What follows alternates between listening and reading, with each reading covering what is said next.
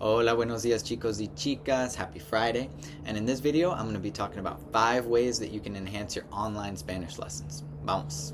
Alright, so I know that a lot of you probably take Spanish lessons online through one of these applications like italki. That's the one that I use, but there's also similar ones like Preply, verbling. There's a couple other ones, but I think those are the most popular. Italki, verbling, Preply. And they're all pretty similar, right? Where you kind of hire a native speaker to talk with you, and usually conversation classes, but also there's different types of classes if you want to focus more on grammar, reading, something like that. Test prep even. But yeah, I've been using italki now for 3 years, and over the course of using italki, I've found some different ways to use the application that I think end up making it more successful for me. And so I just wanted to share those with you guys. So the first one is to take notes and also to review those notes before each lesson. So I didn't start doing this until maybe about a year into my italki lessons, and I just noticed it make a huge difference. One thing that you'll notice as you start to speak Spanish more is that you often start making the same errors, right? You start cometiendo los mismos errores in your speech. And taking notes is a great way to kind of counter this natural occurrence, because let's say you're in an italki lesson or you're in an online Spanish lesson and you make the same error that you always make. You say la problema es que, la problema en vez de el problema. That would be a moment that I would take out my notebook that I always keep with me now in my italki lessons, a physical notebook, and I'll write el problema, and then I'll maybe put a little star next to it or something, just so that I remember that was an error that I made. And everyone's going to have their own method of note-taking. You should do whatever works for you. But just the fact that I'm making myself aware of those errors. Also, taking notes is not just good for errors, right? Like, we learn a lot of new things in our lessons. New things related to Spanish, like new grammatical concepts that I might say, hey, give me 1 second, let me just write something down. I might just have my tutor wait for a second while I take a couple notes about what they're teaching me. But also, as you kind of advance your language learning, a lot of your conversation is going to start to drift away from the language itself, and you'll be talking a lot more about culture, about travel experiences, and just life in general. And you're going to learn things that you might want to take notes on. Like, in my lessons, we're always learning about Latino culture.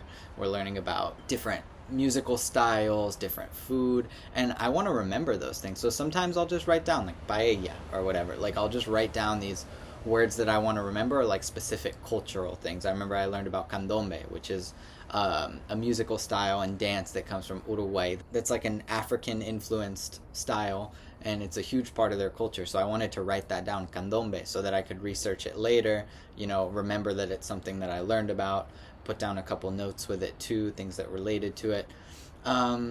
This kind of, hints at a bigger sort of question, but it's the fact that when you're learning Spanish, you're learning a lot more than the language. You are learning the culture. And I feel like one of the ways that you can kind of do that responsibly is by making an effort to remember those cultural things that your teacher is teaching you about in the lessons. So yeah, taking notes on the grammar, on vocabulary, but also on whatever new things you're learning in your lesson. And then reviewing those notes before each class, especially if, let's say, you have like a class once a week, always with the same teacher. It's going to be really helpful if you can kind of tell them, like, this is where we left off last time. We were having a conversation about whatever, about candombe, and you were also helping me with like the subjunctive mood, and this is kind of where we're at, If they're a good teacher, they're also doing that as well, either like in their head, or maybe they do have a way to organize it on their own. But, I would say it's your duty as a student as well to be organized. And again, notes are a great way to do that. The second piece of advice that I would have is to find a teacher that asks a lot of questions. So this is kind of an interesting point. Something I've been thinking about a lot recently with my lessons is that when you're taking an online Spanish lesson, it does not need to follow like general conversational norms, right? Like general things that we do when we're having a conversation. Like, for example, the fact that when you're having a conversation, ideally it's 50-50, right? Both people are sharing, both people are listening. Now, there's a time and a place for that when practicing Spanish, right? But if you're taking this online lesson and you're paying for this person's time, and the point of the lesson is that you're practicing your Spanish skills, mainly speaking. I think in a Spanish lesson, you as the student should be speaking more than the teacher. And I guess what I'm trying to say here is that you don't need to treat it as like a conversation between friends. A lot of people will talk about these online Spanish lessons that way, like be like, oh, it's just like talking to a friend, it's great. And again, I think there's a time and a place for that. I do have some teachers on italki where our conversations are more just like I'm having a conversation with a friend. But honestly, the teachers that I end up learning the most from are those that really push me to speak more and more. And the way they do that is by asking questions. And so, again, like it's totally fine to have those professors online who are like your friends, who you're just having a normal conversation with. But you don't need to follow those normal conversational rules, right? Remember that this is someone that you're paying to help you with your Spanish. And so it's totally fine if they're just kind of hitting you with questions the whole time and you constantly thinking in Spanish and formulating questions in Spanish. That's actually going to make you a lot better, right?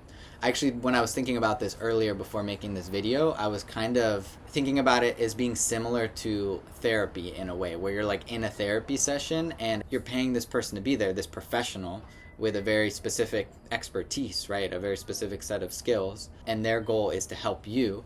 And so it doesn't need to be a normal conversation, right? It needs to be whatever is going to be the best thing to reach your goal. And you know, this isn't like such an important point if you're someone who doesn't really care about like how quickly you improve your Spanish, or if you don't care about how efficient your online lessons are. It like maybe you are someone who just wants to have a bunch of friends in Spanish online, and that's totally fine. But you can have friends in Spanish in person. For me, there's a separation there, right? When I'm speaking with my friends in Spanish who I've made in person, like in la vida real, no, in real life, I am treating it like a normal conversation, right? That's what you would hope. Like, I'm not approaching my friends being like, you're here to help me learn Spanish. No, it's just a normal friendship, and those conversations are more 50-50. But again, when I'm taking these online lessons, I treat it more as like, okay, I'm hoping that you can kind of push me to use my Spanish more. Okay, the third piece of advice that I would have is that you should use multiple teachers. You're not cheating on them, guys, I promise. I mean, over the last 3 years that I've used italki, I've had over like 30 teachers. It's kind of crazy saying it like that. And most of them I have not taken like an enormous amount of classes with. Many of them I only took a couple classes, like just kind of trying them out, seeing how we vibe together, their teaching style. But many of them I have taken like 10 plus classes with, and there are a couple that I've taken a lot more classes with as well. But yeah, I think it's important to really try a lot of different teachers, and that doesn't mean that you have to be taking three lessons a week. Let's say if you want to try 3 different teachers, you could still take like 1 lesson a week, 2 lessons if that's more manageable for you. But try to still like alternate teachers, right? And of course, the main thing that this is going to help you with is just hearing different accents, right? That's kind of the most obvious thing here, is that if you have teachers from different countries, different parts of the Spanish-speaking world, your ear is going to start getting more used to hearing those different accents. But honestly, there's more to it than just that, right? I was talking earlier about the culture. Each of these teachers, if they're from a different country, they're going to have new culture to share with you. That's also really cool and a super important part of your Spanish journey. But also, each teacher is just going to have a different personality, a different teaching style, and that's a good thing for your learning, right? You want to be exposed to teachers with different teaching styles. Eventually, you might find some teaching styles that fit you better. For example, what I was just talking about, how I prefer a teacher that asks me a lot of questions so I can really dig into my Spanish speaking. You might prefer something different. Maybe you're someone who's a little more laid back and you don't care as much about the speaking aspect, and you really are just doing it to practice your listening, and so you'll look for someone like that. But yeah, just to kind of summarize this point, I think it's important that you look for different teachers, even if it's just like once a month that you're able to take from a lesson from a different teacher. That's totally fine. How I do it, I do about 2 to 3 lessons a week, and I have anywhere from 4 to 5, I would say 4 to 5 teachers at any given point. Okay, the fourth piece of advice that I have for you guys is, okay, this is a fun one that I started doing probably about 6 months ago, and it's been a big help for me. So I've started preparing a story to tell beforehand, before every lesson. And it doesn't need to be something that I like think about a lot, that it takes me a lot of time to do. Like, it's usually something really quick where just 5 minutes before a lesson, I'll like think about something that happened to me that day, just to like, so that I'm ready to talk about it. And then I'll practice, either like sometimes I'll physically write it as a story, or more often than not I'll just like talk to myself in Spanish. Just be like, hoy estaba caminando y vi a mi amigo y lo que sea. Like, I start telling myself the story in Spanish. And the reason that's helpful is because it kind of helps fill those like sometimes awkward pauses during your lessons. And come on guys, like, we can admit it is a little awkward, right? When we're having that conversation lesson, and sometimes you don't really know what to say, and maybe your teacher doesn't know what to ask. And so just having one, maybe two, maybe three stories prepared that you can kind of just jump in and be like, anyways, like, this happened today. Bueno, hoy estaba limpiando la casa y pues recibí una llamada de mi mamá y hablamos de mi hermana y no sé. Puede ser una historia muy aburrida. Like, it doesn't have to be an interesting story. It can be like a really boring story, and that's totally fine.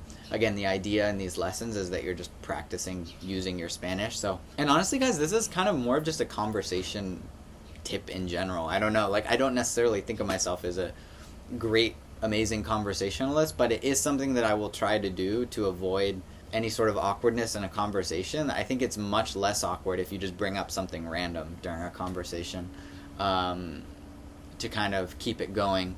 But anyways, in your Spanish lessons, that's going to be really important, that you can kind of just keep the conversation going. And if you can prepare a story beforehand to like make yourself less nervous about that happening, or, you know, just to kind of practice talking about your day, then I think that's a great thing to do. Okay, so the last tip that I have for you guys, and this is kind of related to that last tip, just talking about like how to have good conversations, and it's to try to go into the lesson with like high energy. And that can be really hard sometimes. I often will schedule my lessons during different times of the day, and I've noticed when I do my classic like Sunday morning lesson at like 8 a.m., sometimes 7:30, and I'm tired, it's hard, guys. Like, sometimes I start that lesson and I'm just in my head like, I do not want to be here. Like, I'm just not feeling it. But that makes the lesson so much worse, going into it with that attitude. Like, I feel so much better if I can wake up 30 minutes before, get my cup of coffee, like be in like a really chill headspace, and then like be excited to go to my lesson. It just goes so much better. And it's the same thing when I have like lessons in the evening. Sometimes after work, I'm a little bit tired, but I try to amp myself up for the lesson. Think about what new things have I been learning in Spanish that we could talk about in my lesson. What, again, talking about the last point of coming up with stories, like what interesting things have been going on in my life that I can share with my teacher. I made that analogy earlier to therapy. I think you can really think about a Spanish lesson online like therapy, right? Like, again, it's someone you're paying to be there. I'm kind of repeating myself here, guys, but the idea is that you can make the lesson whatever you want it to be. You're the student, and it's up to you, really. And so if you can go into it with some more extroverted energy, let's say, which again, it can be hard if you're a more introverted person. If you usually do approach conversation from a more laid back standpoint, this can be something really difficult to do. But try to pretend to be an extrovert. Try to like allow yourself to be really open in your conversation with your Spanish teacher. Because again, this is probably someone who's living, you know, if it's someone from a Spanish-speaking country, it's possible they're living hundreds of miles away, thousands of miles away. You don't need to worry about them sharing whatever personal details that you share with them. So I think it can be a space of confidentiality, a space where you can be yourself or not be yourself, and that's totally fine. So anyways, I hope these 5 tips have been helpful for you. And please let me know in the comments what other things that you have done to kind of enhance your experience with taking Spanish lessons online, because it's something really cool that we got here in the 21st century, that we can just connect with people thousands of miles away, and it just makes the learning process so much more fun, so much more enriching.